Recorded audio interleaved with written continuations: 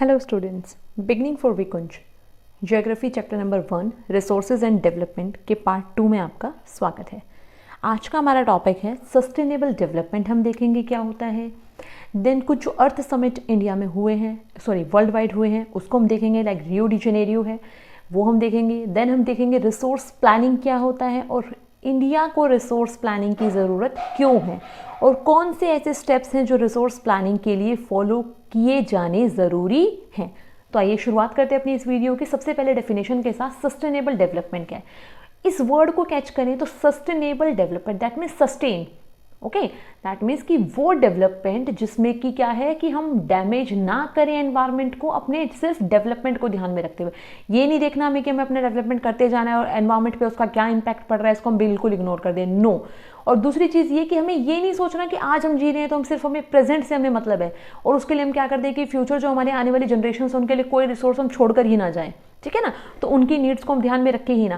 That means कि हमें आज के प्रेजेंट का अपना डेवलपमेंट ऐसे करना है जिससे कि फ्यूचर जनरेशन, जो भी हमारी फ्यूचर एक आने वाली जनरेशन है, उनको भी जो रिसोर्सेज हैं वो इजीली अवेलेबल हो पाए और वो भी अपने आप को डेवलप कर पाए। दैट मीन्स कि वो उनको सफ़र ना करना पड़े। दैट मीन्स सस्टेनेबल डेवलपमेंट का मतलब क्या है, एक तरीके से कि हमें सस्टेन डेवलप करना है। मतलब एक तरीके से कहते हैं एक तरीके से बड़े ध्यान से डेवलपमेंट करना है जिसमें रिसोर्सेज को हम अपने नीड के अकॉर्डिंगली यूज करें, not for the greed. Okay, इसी चीज़ को ध्यान में रखते हुए पूरे वर्ल्ड वाइड एक सबसे बड़ा एक समिट हुआ था, रियो डी जेनेरियो अर्थ समिट। कब हुआ था? 1992 में। इस ईयर को थोड़ा ध्यान रखना, स्पेशली 10th क्लास स्टूडेंट्स। क्यों?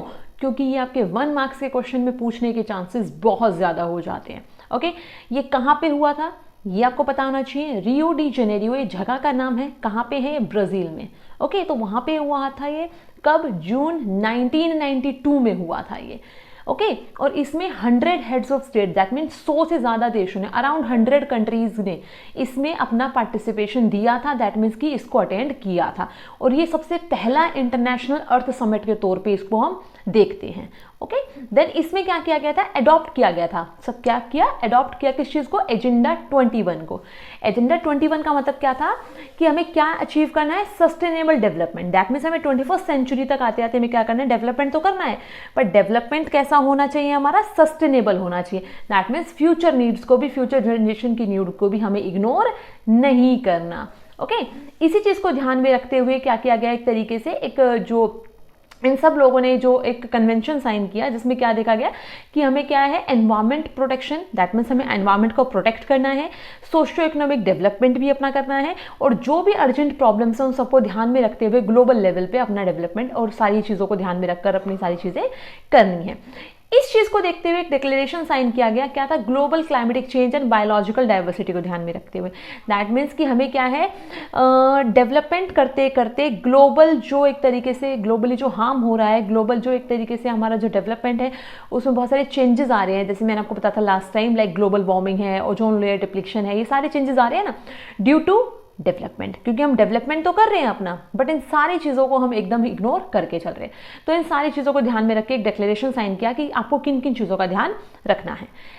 एजेंडा 21 क्या था जो यहाँ पे साइन किया गया था? एजेंडा 21 क्या था? एक तरीके से ये इन सारे कंट्रीज के थ्रू, उसको हम बोलते हैं UNCTAD, that means United nation conference on environment and development पे 1992 में डिक्लेरेशन फॉर्म इन्होंने साइन किया था जिसका टारगेट क्या था?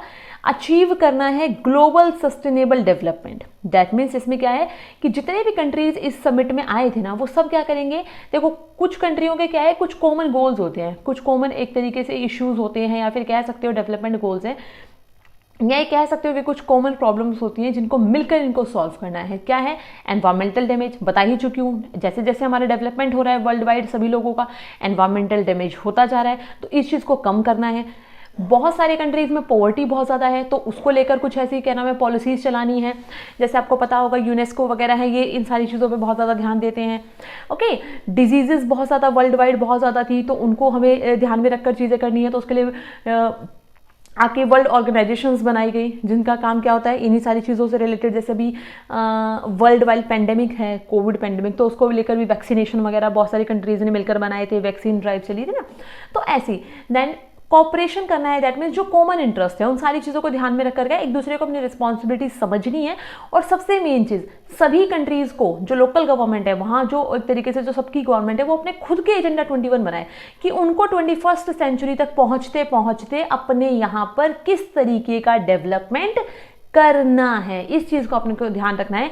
एजेंडा 21 मेन ये था कि दैट मीन्स 21st सेंचुरी तक पहुंचने तक हमें किस तरीके से अपने आप को सस्टेनेबली डेवलप करना है। ओके, देन अब हम बात करते हैं रिसोर्स प्लानिंग इन इंडिया की, कि इंडिया में रिसोर्स प्लानिंग क्यों जरूरी है। ओके, तो अगर हम देखें तो इंडिया में ही नहीं, हर किसी के लिए रिसोर्स प्लानिंग जरूरी है। एक छोटा सा एग्जाम्पल मैं देती हूँ। अगर आप 10th क्लास में, फिर आप किसी भी चीज़ की अगर आप तैयारी कर रहे हैं, अगर हम उन चीज़ों को प्लानिंग के साथ ना करें तो क्या हमारी चीज़ें फुलफिल होंगी? क्या हमारे टारगेट्स अचीव होंगे? बिल्कुल भी नहीं होंगे ना। तो उसके लिए हमें क्या करना पड़ता है? देखना पड़ता है कौन से सब्जेक्ट को कितना टाइम देना है, क्या सारी चीज़ें हमें देखनी है, कब हमें एक तरीके से क्वेश्चन पेपर सॉल्व करने हैं, कब हमें प्रैक्टिस सेट वैसे लगाने हैं, कब हमें MCQs करने हैं ना, कब हमें रिवीजन करनी है, कब हमें क्विक नोट्स पढ़ने, तो समथिंग लाइक दैट। तो ऐसे ही क्या है, जो रिसोर्सेज है ना वो बहुत वाइटल हैं, दैट मीन्स बहुत इंपॉर्टेंट है किस चीज़ के लिए? ह्यूमन सर्वाइवल के लिए, और उनकी जो क्वालिटी ऑफ लाइफ है ना उसको मेंटेन करने के लिए। क्योंकि आज के टाइम पे हर किसी को क्या एक अच्छी लाइफस्टाइल जीने की आदत हो गई है, तो बिना रिसोर्सेज के लिए तो पॉसिबल है ही नहीं ना। तो अब इंडिया जैसी जो कंट्री है जहाँ पर इतना ज़्यादा डाइवर्सिफाइड नेशन है इंडिया, जहाँ पे इतने सारे क्या नाम है रिसोर्सेज हमें यहाँ पे पाए जाते हैं, तो हमें उनका क्या करना पड़ेगा? बड़े ध्यान से हमें उनको यूज़ करने की ज़रूरत है। तो ध्यान से हम यूज़ कब कर सकते हैं? जब हम प्लानिंग करेंगे।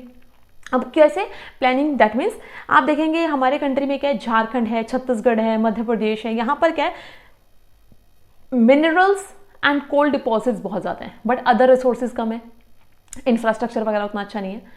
अरुणाचल प्रदेश में वाटर रिसोर्सेज बहुत ज़्यादा है, बट बाकी चीज़ें हमारे यहाँ क्या दैट मीन्स अरुणाचल प्रदेश में नहीं है, ठीक है ना। तो वाटर रिसोर्स तो हो गया, बट वहाँ पे बाकी डेवलपमेंट नहीं हुआ। राजस्थान और गुजरात में सोलर और विंड एनर्जी बहुत ज़्यादा है, बट उसको यूज़ नहीं कर सकते, इंस्टीट्यूशनली वो इतना ज़्यादा डेवलप नहीं है। लद्दाख क्या है, कल्चरली हेरिटेज तो है, बट वहाँ पे वाटर रिसोर्सेज वहाँ पे नहीं है, पानी की बहुत ज़्यादा कमी है। तो हर जगह पर क्या कुछ लैक ऑफ है, कुछ उनके एक तरीके से पॉजिटिव और नेगेटिव सभी के हैं। ओके, तो इसी वजह से क्या करना चाहिए, हमें एक बैलेंस रिसोर्स प्लानिंग हमें बनानी पड़ेगी, नेशन वाइज भी, स्टेट वाइज भी, region and local level wise भी। तो मतलब हर जगह पर क्या करना है, हमें एक बैलेंस बनाकर चलना है कि किस तरीके से कहाँ कहाँ कौन कौन से रिसोर्स हैं और उनको कैसे हम कंट्री के डेवलपमेंट के लिए और हर किसी के, even a single human being के डेवलपमेंट के लिए कैसे यूज कर सकते हैं। क्लियर? देन अब बात करते हैं स्टेप्स ऑफ रिसोर्स प्लानिंग की। कौन कौन से स्टेप्स आपको रिसोर्स प्लानिंग में ध्यान रखने की जरूरत है।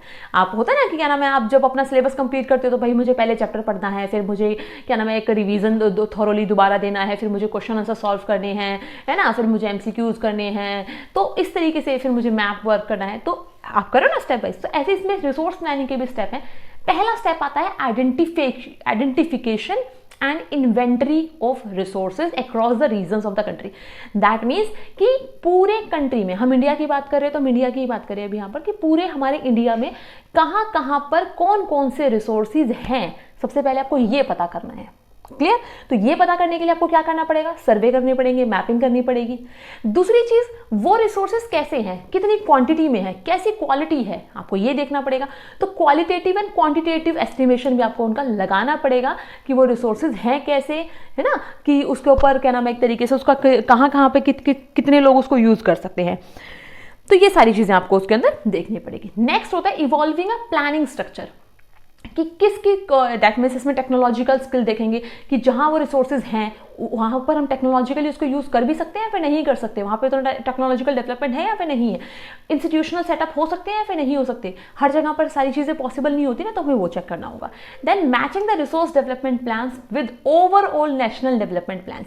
अब देखो एक चीज़ ध्यान रखना, हम सिर्फ रिसोर्स डेवलपमेंट को ध्यान में रखकर बाकी सारी चीज़ों के साथ को तो सफ़र नहीं करा सकते ना। तो हम सिर्फ एक रिसोर्स प्लानिंग पे इतना खर्च नहीं कर सकते जिससे कि बाकी सारी चीज़ें या फिर जो कंट्री के बाकी सारे जो एक तरीके से मेन एस्पेक्ट्स हैं उनको हम इग्नोर कर दें। तो हमें चेक करना होगा कि वो जो रिसोर्स डेवलपमेंट प्लान्स हैं वो बाकी नेशनल प्लान्स के साथ मैचअप हो रहे हैं या फिर नहीं हो रहे, कहीं उससे किसी और की चीज़ पर कोई इम्पैक्ट तो नहीं पड़ेगा या फिर हमें क्या नाम है कुछ और चीज़ें तो फेस नहीं करनी पड़ेंगी, तो हमें वो देखने की ज़रूरत है। इसी वजह से क्या है, जब इंडिया इंडिपेंडेंट हुआ था उसके जस्ट कुछ टाइम बाद क्या किया गया था, फर्स्ट 5 ईयर प्लान लॉन्च किया गया था, ठीक है। और तभी से क्या कर दिया गया था, रिसोर्स प्लानिंग से रिलेटेड चीजें शुरू कर दी गई थी आफ्टर इंडिपेंडेंसी।